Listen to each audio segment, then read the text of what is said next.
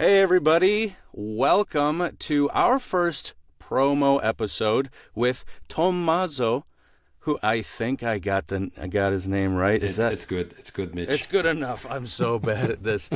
Tommaso, he is part of Cornfox Brothers, and he's hanging out with me today to kind of talk about their newest iteration to Oceanhorn, which is your flagship game. Is that correct?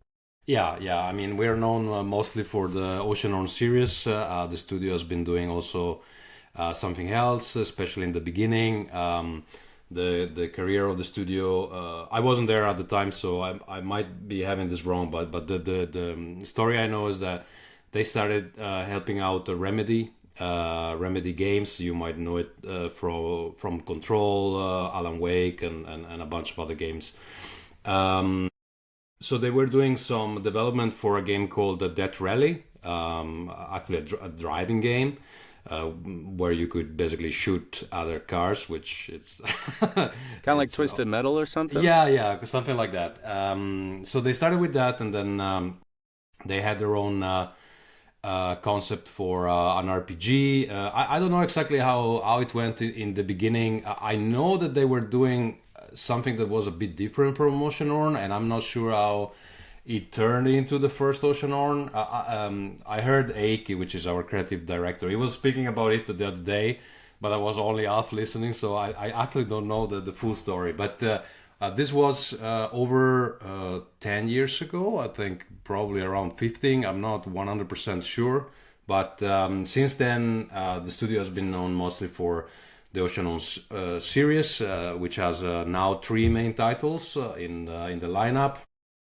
We have the first one is Oceanhorn Monster of Uncharted Seas.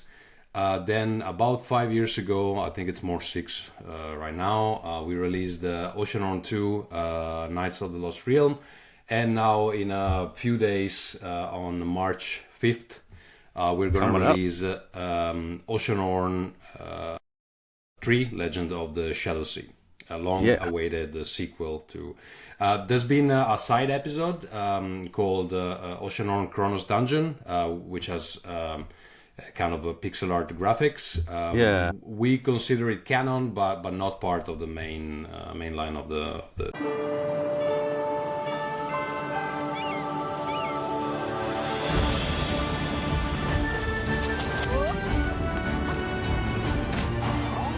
You've exceeded expectations, Skyboy. Looking real sharp there, Explorer.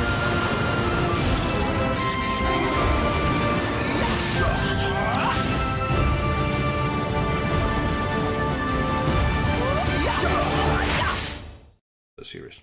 Okay. And you mentioned you haven't been there for the whole ride. How'd you get linked up? What's your sort of shorter version of your journey? I've been at the studio, I think now it's more than 6 years. I used to work in another Finnish game development company called Housemarque. You might be familiar with them.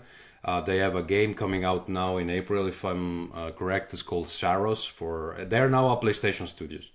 Oh, okay. At the time, they weren't. We were working very closely with PlayStation, almost as a second party, but now they're officially a PlayStation studio. They are known for, now the new one, Saros, Returnal on PS5. In the past, they did the Stardust series, Resogun, Dead Nation, Alienation, Ex Machina, which is the last one I worked on. So I think it's the oldest video game company in Finland, 35 years, and still kicking ass, I guess. So when I left Housemarque, and the reason for me leaving are the object of a documentary that you can find on Netflix. It's called The Name of the Game. I'm quite sure that you're going to find it on Netflix. It used to be on Amazon Prime. Now I think it's also on Netflix. I gotta check that out. basically one game we did that didn't do as well as it should have, and the company had to change, and of course they had to let some people go, and I was one of the lucky ones. But it's cool because it's all there as a movie, so not many people get to do that. Right. Is listening, if you want to take a look, it is a very cool documentary, and I'm happy that we did it, because I can always show it to my kids and say, hey, I was doing something cool. I'm important. Yeah, I'm important enough to be in a documentary. Yeah. That's funny. So, of course, one feature of the Finnish development scene is that it's very close, tight-knit, I guess that's the way you would describe it. Okay. People know each other really well. Very often, many of the founders of these companies went to school together. Some probably have been in the same kindergarten. It's Helsinki. It's a city where the degrees of separation to the president are probably 1 or 2 for most of the Finns. So it's easy to have these huge networks, and colleagues that was working with me at Housemarque had contacts with this Cornfox guys, and he introduced me, and then I went there, started to do some work with them, and we liked each other, and then I stayed. In between, I had a few months where I was somewhere else, and then I came back.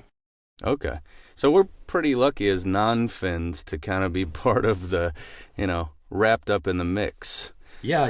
Finnish gaming. Surprisingly, I've been able to always stay employed in Finland, which is a good thing, I guess. Yeah. I'm guessing your resume is it looks pretty good. Well, I start to be pretty old, as people will see from the video.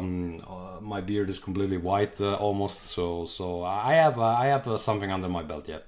Okay, all right.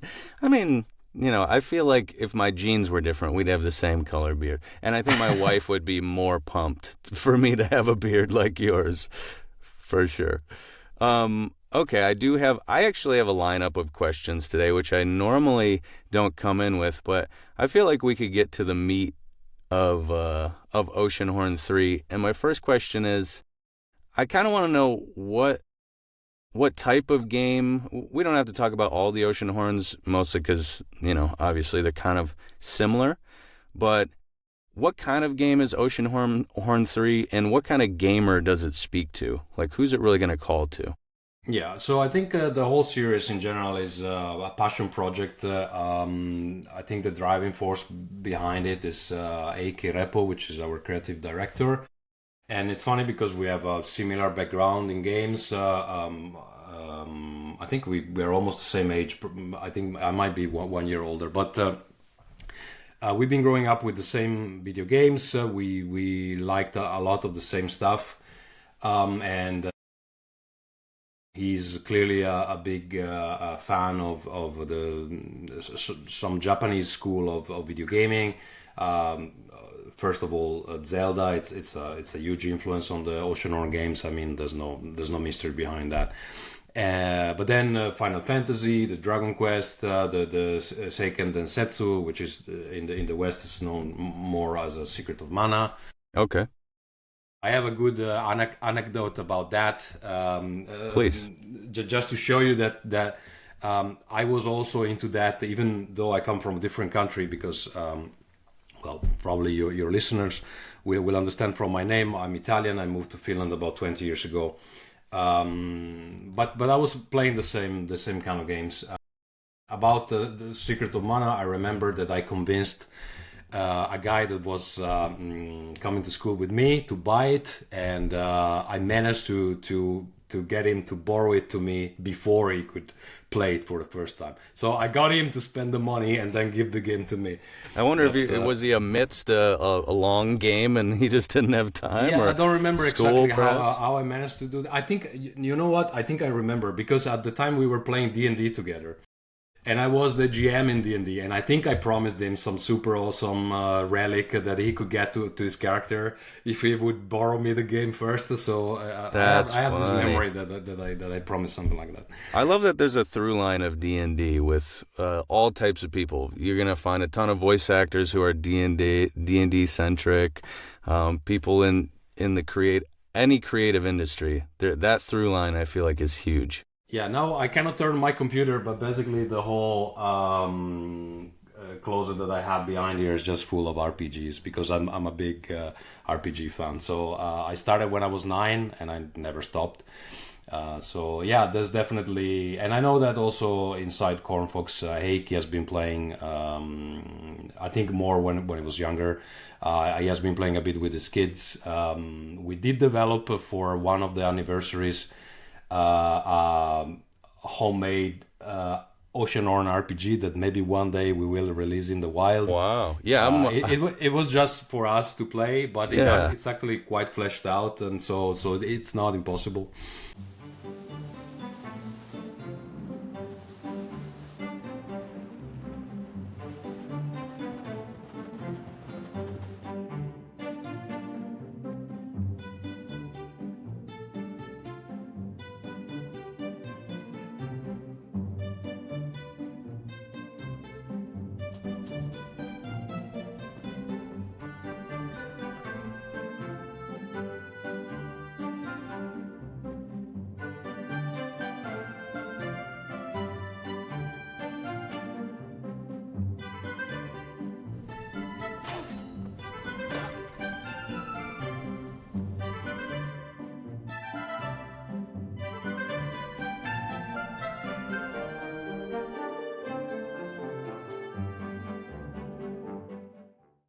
Heck yeah. I especially love tangible things like that. You know, a video game, sometimes you just download it. You don't get to hold the booklet or the thing. Like, you have a whole RPG. You crack that thing open. You get a ton of lore.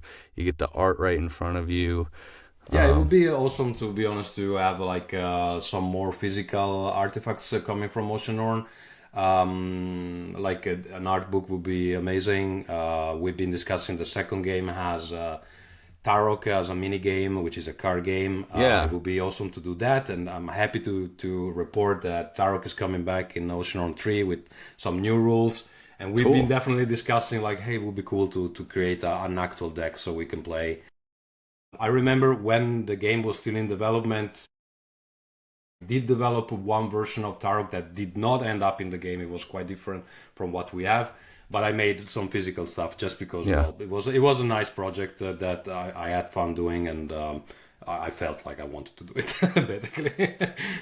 That's one cool thing. I don't think every indie creator, can we still put you in the indie creator realm?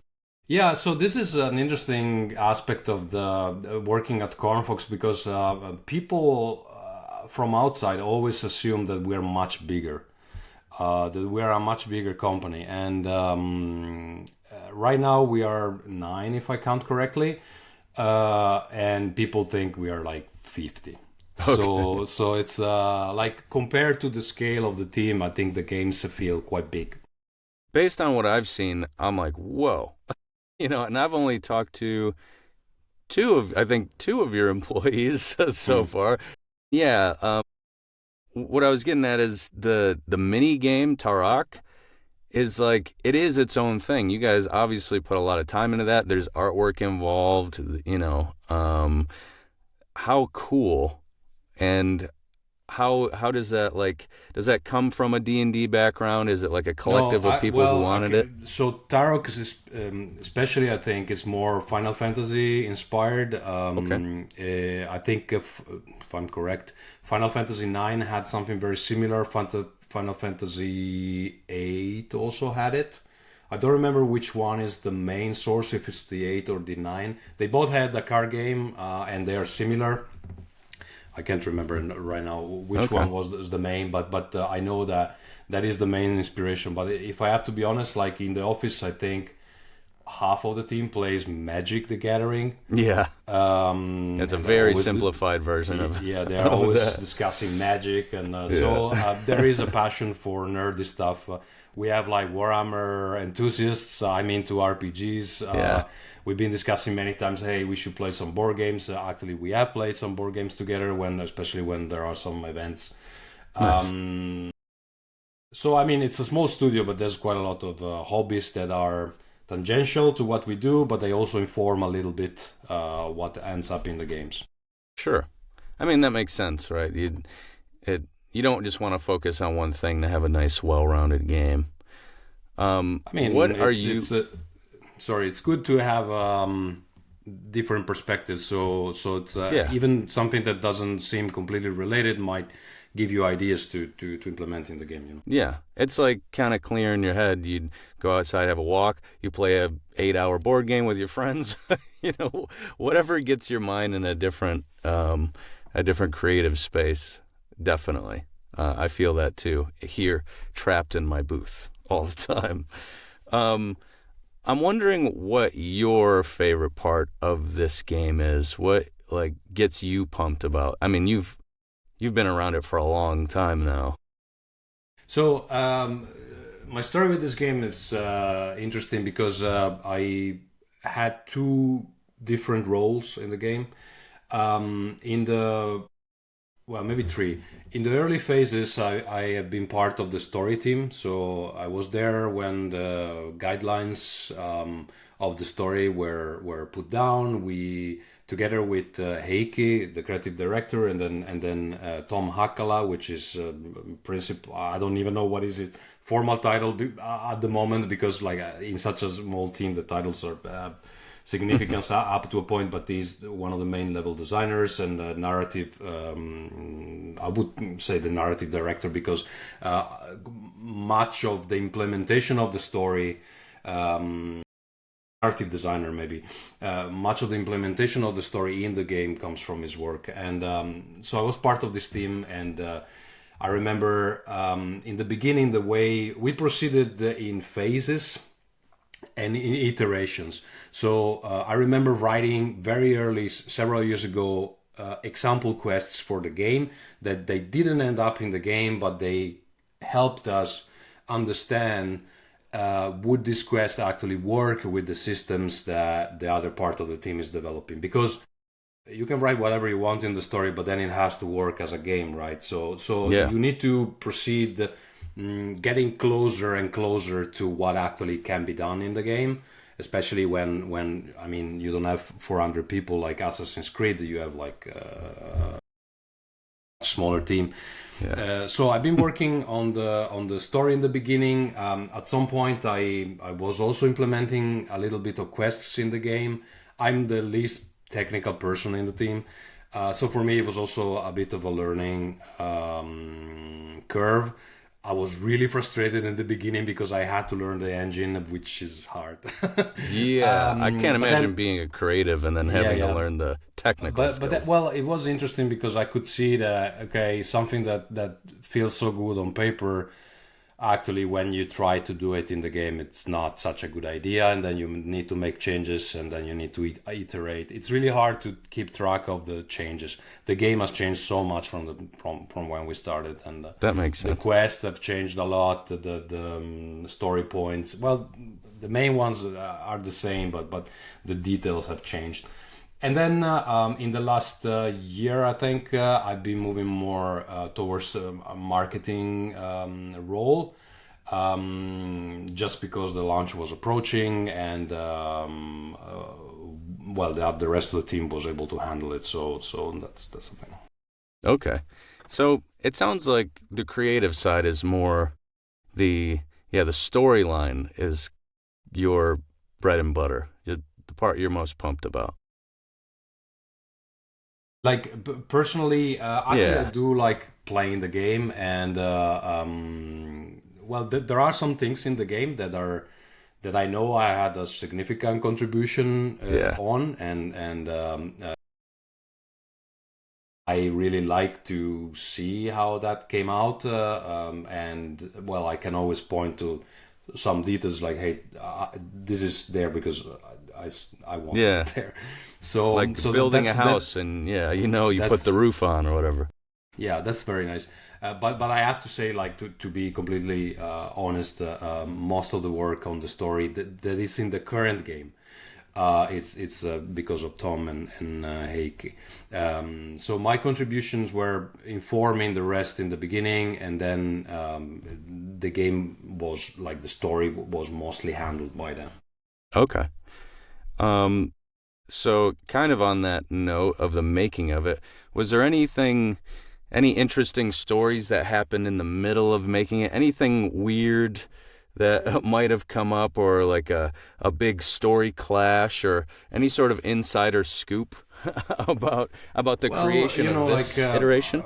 Nothing really major. I think that there's quite a lot of complexity with the series in general, because the first game is the last one if you look at the timeline, and the second one is the first according to the timeline, and this one is not even in the middle. It's very close to the beginning of the first one, about 10 years before the beginning of the first one. In the middle, we also had this kind of side game called Oceanhorn Chronos Dungeon that also adds something to the lore. So I think like the complexity there comes from trying to keep things consistent. Because not only you have like this scramble timeline between the games, but also Chronos Dungeons introduces the idea that there are more timelines. So like creating a timeline for the whole game that we could actually look at and say, okay, this happens here, then there's a branch in the timeline, and this could happen. Yeah. That was really difficult, and at some point I think I gave up because it is surprising to me in the process, like some details of the story are not fixed until very late in the game. So it was even kind of hard to track. And I think that people will find a lot of hooks to the other games, and things that like, oh, now I understand why this happened. But I'm quite sure that there's going to be some discrepancy because like it is such a complicated timeline, and it covers at this point I think over a thousand years or so. I'm sure your super fans will the people who comb through the game like I can't even imagine will be like, hey, what is this and why? They might even help you. It's already happening because we did open a Discord server with the launch of Oceanhorn 3. Yep. And we have one channel that is just for speculation, and some theories that I'm seeing there, they are so wide. I'm like, oh no, like this is gonna be really hard. The moment they have the game in their hand, like they're gonna have so many questions, and I hope that we have the answers. Yeah. Yeah, to even have a following to know that like, oh, maybe there was some hiccup or whatever, that someone found that someone took the time to find. I can't imagine piecing all these weird timelines together. I'm imagining like you and a couple of the other people working, late night, you got your string attached over here and a picture to this character and like glass of wine or something. Like what do those look like when you're really trying to piece that together? Like, is it literally just emails, or you guys really sit down and go, this isn't like, right? Yeah, usually the story meetings happen in person, so that's a bit easier. We do have a wiki internally to try to keep track of things. But as I say, some details are decided so late in the process that I think like basically the wiki is updated up to Oceanhorn 2. And for Oceanhorn 3, I would probably have to work on it in the future now that the game is out and they cannot change anything anymore, because things keep changing. So it's like it's worthless to do it too early. Like you need to change the finished product and then shirt. Okay, this is actually the story that we put out. So I can. So that's one way. A lot of the story that doesn't show in the game is in Heikki's head. So sometimes you have to ask him like, hey, why is this thing happening? Or like, and then it's funny because basically he's the only one who knows. So yeah, it's a bit like talking with an oracle. So you're just asking, you know. Yeah, I think I get that. Absolutely, yeah. The ideas guy sometimes isn't, you know, it's all kind of cerebral. I understand because, like, of course we have documents on, but if you look at all the documents we have about the story, and we have several over the years, they are not the story that is in the game. So they're just somehow some milestones to get to the final story. Okay. And by and large, the story has remained the same, but a lot of the stuff that happens in between, because you have to understand that maybe you thought that you had time to put also this quest in the game, and then it turns out that, okay, if you want to release on March 5th, this thing cannot be in the game by that date. Maybe it could come in the future, maybe it will never come. And so that's why the story keeps adjusting until the game is done and nobody can touch it anymore.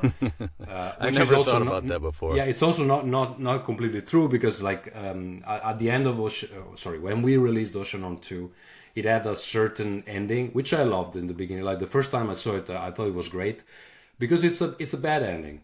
It's a bad ending, and not many games have the balls to put out a bad ending, in the sense that there is a catastrophe, the world is broken. It's a very Finnish ending. Fanger.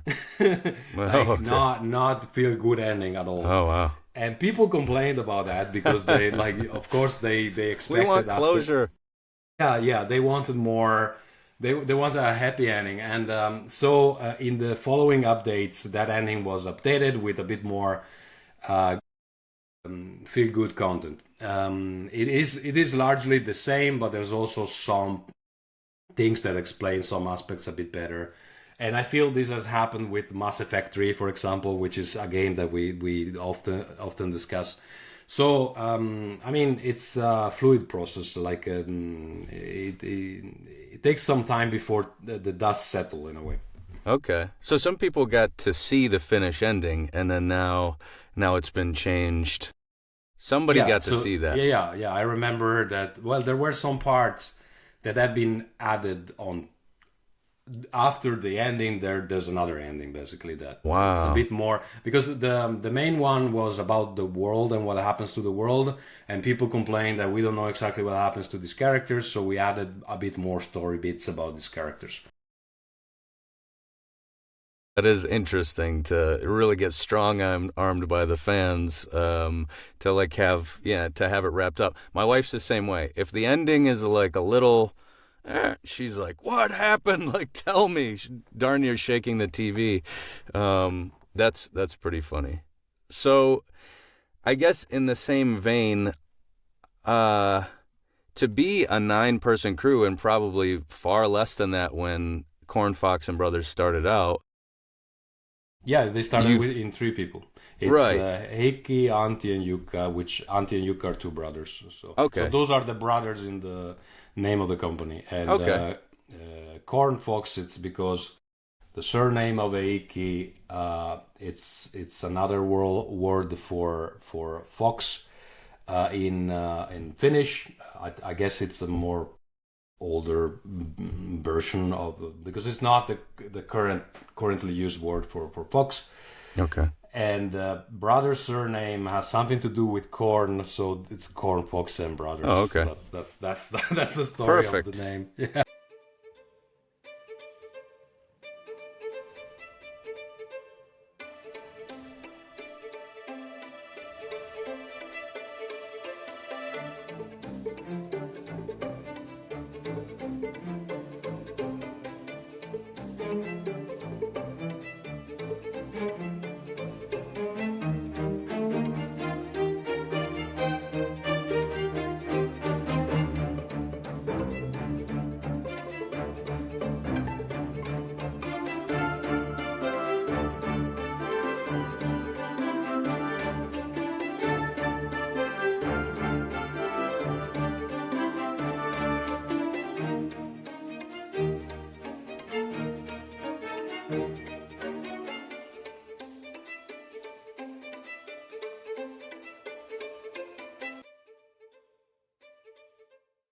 Okay.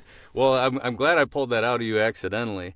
Um, so there has to been some like real hurdles, probably early on or in the middle, to go from the earlier games with 3 people to having 9 employees and probably tons of voice actors, and I don't know how many play testers you have, and then, actually getting marketing going and things like that. Can you tell us about like one major hurdle that like kind of pushed the company like a bit further ahead, one mountain you've conquered as a team?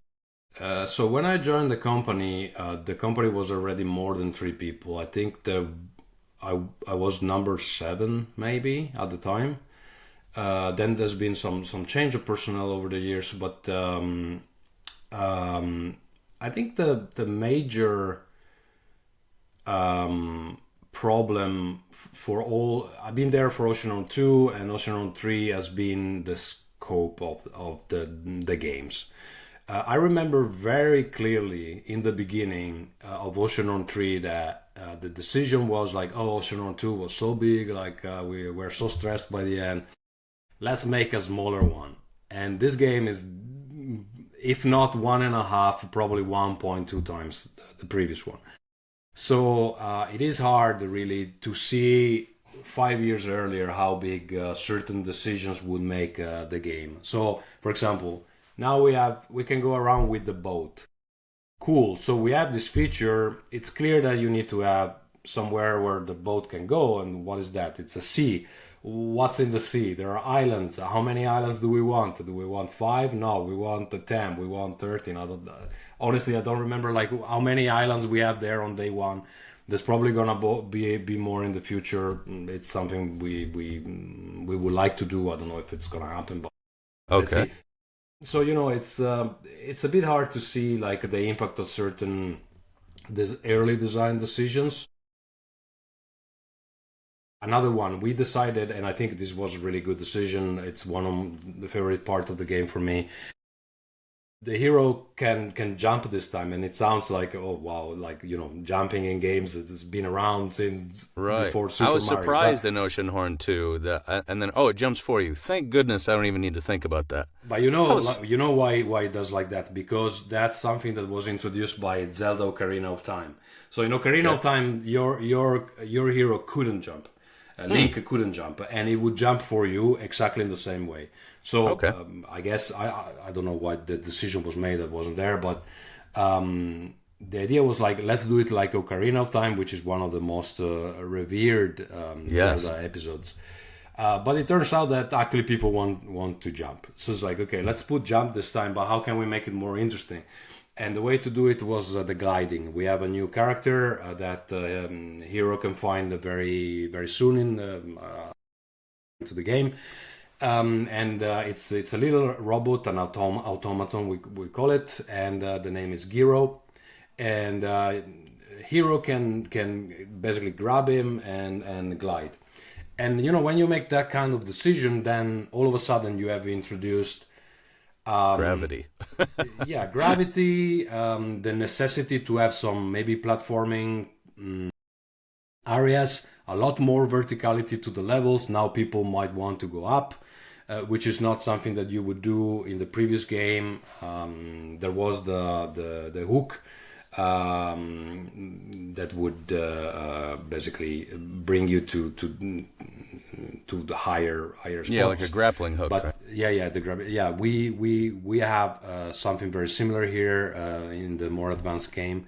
But like these kind of decisions kind of define what the scope will be, and it's not always easy to see everything in the beginning. So that's one thing. Okay. Yeah.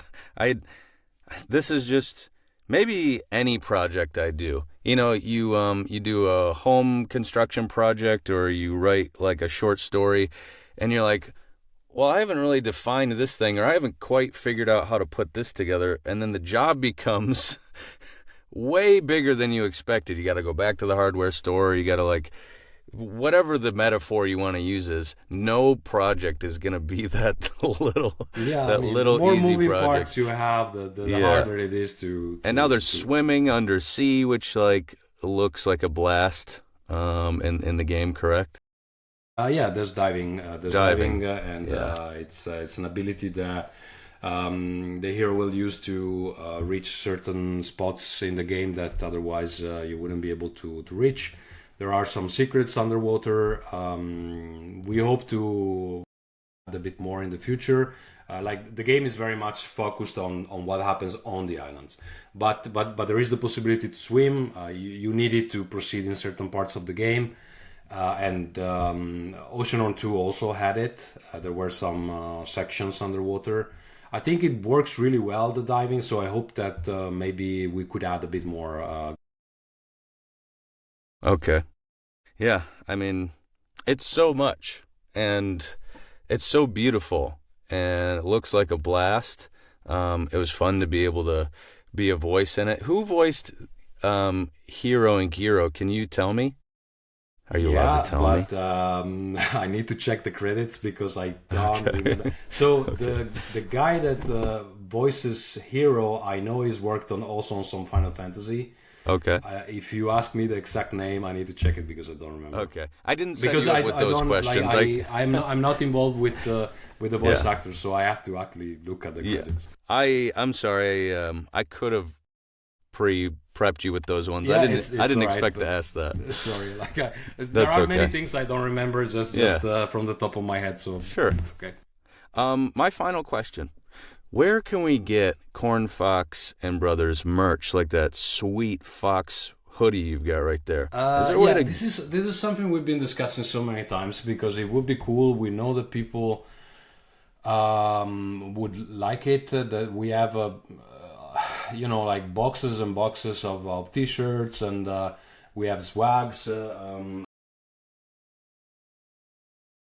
It's some other room.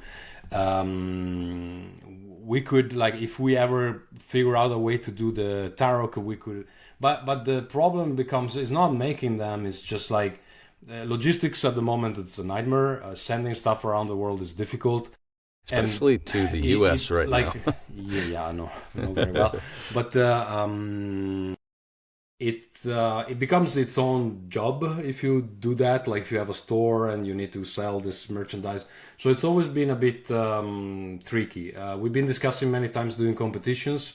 We also have some limited version of Oceanhorn 2 that are just there in the studio, and we could definitely use it for. But the problem is always the ship. Like, who wants to do the shipping? And then you need to take one guy that usually does 3D modeling. Is like, hey, can you make a package? And it's like, is this a great use of your time? And maybe not. Right. So maybe one of the teen kids of maybe a summer job or something like exactly, that. Yeah, the summer shipping job for Cornfox and Brothers. That's awesome. I don't have any more questions lined up. I feel like I've taken enough of your time. I could ask you zillions. I could ask you endless questions about the game. But is there anything else you want to let us know before I let you go hang out with your fam? Well, on March 5, check out the game. It's on Apple Arcade. It's a platform that maybe not everybody has tried before. I believe that there's free trial period, so you can 3 months, I think, subscribe and check out the game. I believe it's a month. I'm not sure because they change that all the time, but I'm quite sure there is a trial period. So if you have an Apple device, and I'm meaning iPhone, iPad, Mac, Apple TV, try out the game. It's probably gonna surprise you. Go in with the right expectations. It's a game made by 9 people, but it will probably surprise you because it feels bigger.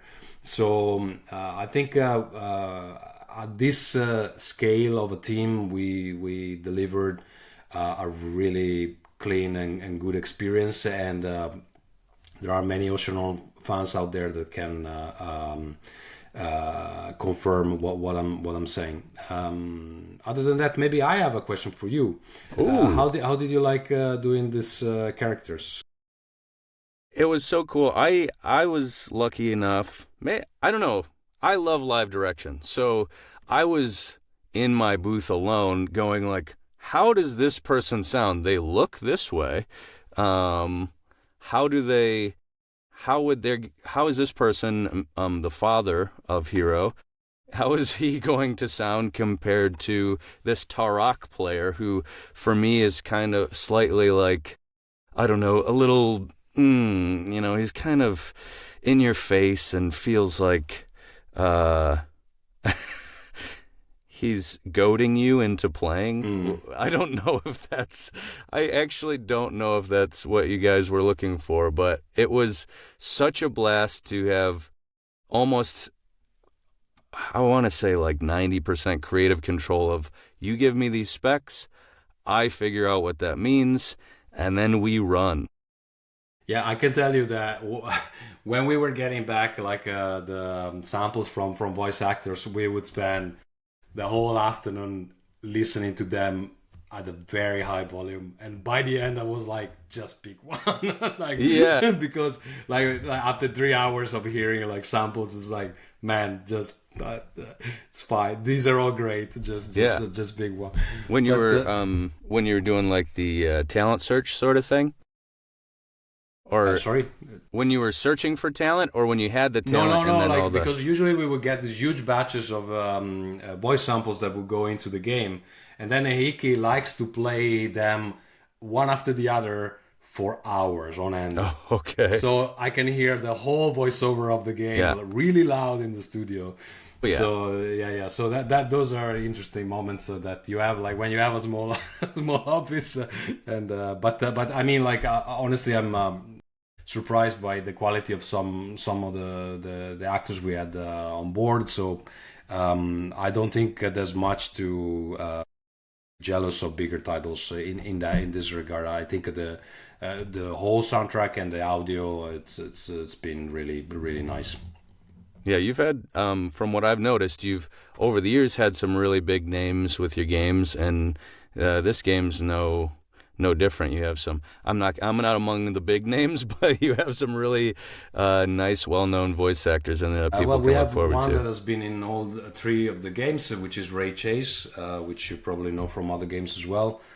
He's been the voice of several characters, Mesmerod and Cat, and probably something else. I'm not 100% sure. The coolest named characters of the game. It's definitely, like, I think this is an aspect where Heikki really cares about hiring good talent, and so if you're in the game, he has huge respect for you. That I can say. That feels good. That feels really nice. Thank you so much for hanging out and giving us some insider scoop. I'm hoping I forgot to leave in breaks to put the clips you sent me, so we're gonna see how choppy those breaks are for the trailers. Maybe you can put it on top of our faces. Oh yeah. I'm an amateur like that sometimes, but yeah, thank you so much. Please, March 5th, come to Apple, I guess whatever. That's the first time you play the game, right? So. Yeah, that'll be the first time I get to play. I played number 2, and I've been playing number 2 as a lead-up to kind of get a feel for the game. And then this one just seems so much more big and colorful and beautiful and fun. So I'm pumped for it. We got better too. So yeah, exactly. All right. Well, I'm sure I'll talk to you behind the scenes. That's it. Okay. Thank you, Mitch, and thank you, people listening. Bye-bye. Bye.